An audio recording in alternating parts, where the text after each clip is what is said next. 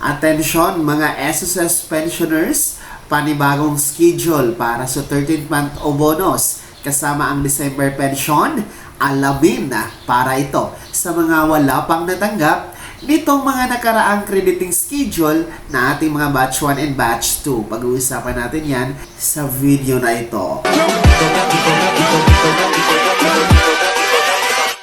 Hold up.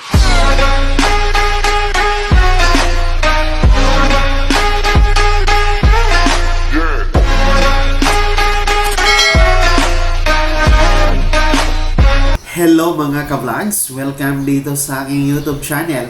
Magandang araw po sa lahat ng mga manonood. Saan po kayong dako sa mundo? Kumusta kayo mga ka-vlogs? Eto na po ha, bagong schedule para po sa mga hindi pa nakatanggap ng kanilang 13th month o bonus kasama ang December pension. Ayan, atin po yung pag-uusapan mamaya-maya kung kailan yan at dapat nyo yung aabangan. Pero bago ang lahat, kung bago ka pa lang dito sa aking YouTube channel o di kaya hindi ka pa nakasubscribe, abay click nyo muna natin subscribe button na nasa baba. Huwag nyo kalimutan na pindutin ang notification bell. Ilagay nyo po sa all para naman updated kayo sa lahat ng mga videos na aking i-upload.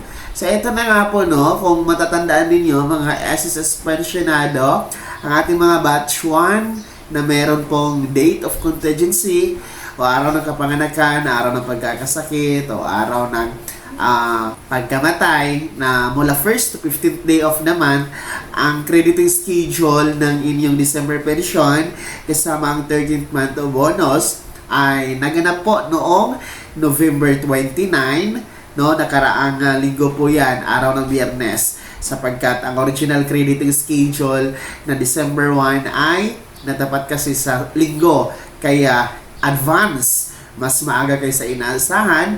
Naging November 29 po ang crediting ng inyong December pension sabay ng inyong 13th month o bonus. And yung ating naman po mga second batch na may date of contingency or araw ng pagkamatay, araw ng pagkasakit o araw ng kapanganakan mula 16 to last day of the month, ang crediting schedule ng inyong December pension and kasama na din po kasabay ang 13th month bonus ay noon pong nakaraang December 4, noong Miyerkules, no? December 4. Advance din po, mas maaga kaysa inaasahan. So, para yun sa ating second batch. So, in short, tapos na po ang crediting schedule ngayong December 2024 para sa ating batch 1 and batch 2. No?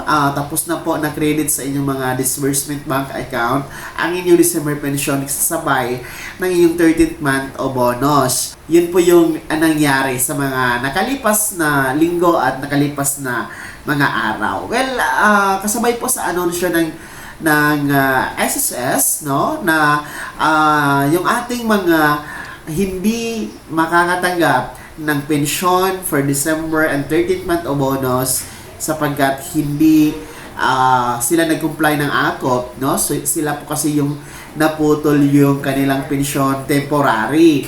So, yun kasi talaga yung kahalagahan ng pagpapa-AKOP tuwing buwan ng kapanganakan. Kung birth month nyo po, kailangan talaga magpa-AKOP, no?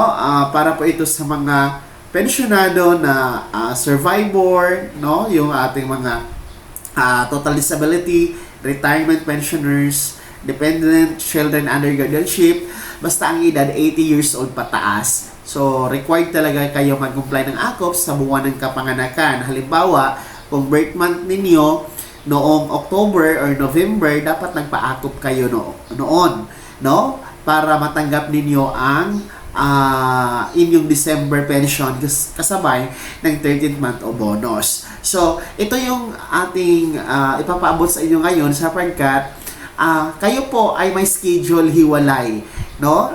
Hiwalay po ang schedule ng ating mga naputol na mga pensyon o mga pensioners na hindi po nag-comply ng AKOP na putol temporary, no? Dahil hindi kayo sumabay noong batch 1 na November 29 and batch 2 noong December 4, noong Miyerkules. So, once na i-comply nyo po yung AKOP ninyo, of course, no, ibabalik naman po yan ni SSS once na i-comply nyo yung AKOP, no? Mababalik po yon kasabay noong mga ihuhulog ni SSS yung mga buwan na hindi nyo natanggap, no? Hindi yun siya mababaliwala, no? Talagang ibibigay naman po yun ni SSS. Halimbawa po na nahinto kayo temporary ng 2 buwan, yun po ihuhulog po yun ni SSS, ibibigay sa inyo at mangyayari yan ngayong December 16, 2024. Araw yan ng Lunes sa December 16, 2024. Yan po ang schedule ng pag-release ng 13th month o bonus. Kasama po ang December pension and yung mga naipon na pensyon, na monthly pension na hindi na ibigay sa inyo dahil sa non-compliance of ACOP. Ibibigay po yan, i-credit sa yung disbursement bank account. Ngayong December 16, araw yan ng Lunes, mga SSS pensionado. Kaya huwag mag-alala kasi alam ko marami talaga ang hindi pa nakakatanggap, no, ng December pension and kasabay noong 13th month o bonus, no? Marami doon sa first batch noong November 29 and then noong December 4 na para sa mga batch to, marami din po ang nagtatanong sa akin, no, sa nagme-message sa aking official Facebook page, Messenger. Yung iba po, marami po ang nagko-komento, nababasa ko naman yung komento nyo sa mga videos, no? Hindi ko lang talaga nare-replyan isa-isa dahil sa dami ninyo, pero nababasa ko po yan, no? And then alam ko marami talaga ang hindi nakatanggap, no? Kaya ito talaga yung sinasabi ko na dapat i-comply talaga ang ACOP, no? Dahil si SSS pinuputol niya talaga temporary yung inyong pagtanggap ng pensyon kapag hindi kayo nagpapa-ACOP, no? Tuwing birth month, yun yung tandaan niyo talaga, every birth month. Halimbawa kung ngayong Disyembre ang birth month ninyo, no? Whatever kung anong petsa yan, dapat i-comply ninyo ang ACOP hindi pa matapos itong Disyembre. Huwag nyo nang paabutin ng December 31. Ang BCBC na po ng December 20 to December 31. Nako, bihira na lang po na magbukas ang mga government offices gaya ng SSS. Dahil nga po, long weekend na siya, marami ng holidays dahil sa Kapaskuhan and Bagong Taon. So, ngayon pa lang, no, agahan nyo na ang pag-comply ng ACOP, mga SSS pensioners na mga merong birth month nitong buwan ng Disyembre.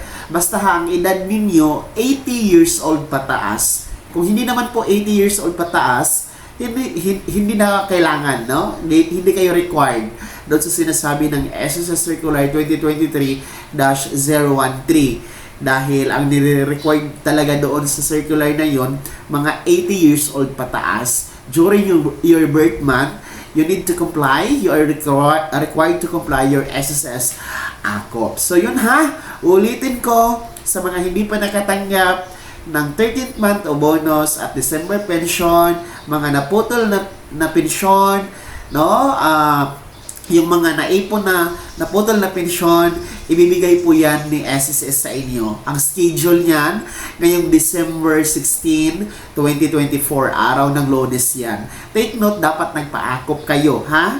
Kasi kung hindi kayo nagpa-ACOP hanggang sa ngayon, hindi kayo makakasali na mabibigyan ngayong December 16. Sa mga nagpa-ACOP lang po ang schedule, ibibigay ang inyong mga naipong pensyon na hindi na ibigay ni SSS dahil sa non-compliance of your SSS ACOP. And then yung 13th month o bonus, ibibigay yan ngayong December 16, 2024 araw ng Lunes. Kaya naman mga SSS pensioners, sino po ba sa inyo dito ang hindi pa nakatanggap ng 13th month o bonus and then yung December pension? No, meron ba mga batch 1 and batch 2? Pangalawa, sino po ba sa inyo dito ang naputol temporary yung kanilang pagtanggap ng pensyon dahil hindi po kayo nag-comply ng ACOP? Sino po ba sa inyo? Ayan, paki-komento po sa comment section na nasa baba para atin po mabasa and then para din po matulungan kayo, mabigyan po ng payo, no? Kung ano ang dapat gagawin. Pero dapat talaga magpa-ACOP kayo kung hindi kayo nagpapa-ACOP pa sa ngayon, no? Para yan masali sa December 16 crediting mga ka-vlog. So, i-comment nyo na po kung sino-sino sa inyo ang hindi pa nakatanggap sa comment section na nasa baba, pakilakip ng buong pangalan at kung taga saan kayo. Bago ako matapos sa video na to, kung gusto niyo pong sumuporta sa aking YouTube channel, maaari niyo pong i-click ang super thanks button na nasa baba. Sa mga gusto maging miyembro, pwede po. I-click niyo po ang ating join button. Maraming perks dyan mga ka-vlogs. Maging miyembro kayo dito sa aking YouTube channel. Sana'y naging gabay ang video na to kahit paano na pag-uusapan natin ng mga mahahalagang bagay-bagay na may kinalaman po sa benepisyo ng ating pagiging miyembro, beneficiaryo at pensyonado sa SSS. Kung hindi ka pa nakasubscribe dito sa aking YouTube channel, maaari nyo na i-click ang ating subscribe button na nasa baba. Huwag nyo kalimutan na pindutin ang notification bell, ilagay niyo po sa all para naman updated kayo sa lahat ng mga videos na aking i-upload. Maaari nyo din i-like ang video na to at kung meron ka pang mga katanungan, maaari nyo i-comment sa comment section na nasa baba. Paki-follow na din po ang aking official Facebook page na nasa screen nyo. Muli po, ako si Daniel Timpawan na nagsasabing dito sa aking YouTube channel, Pawang Katotohanan at lahat totoo lamang.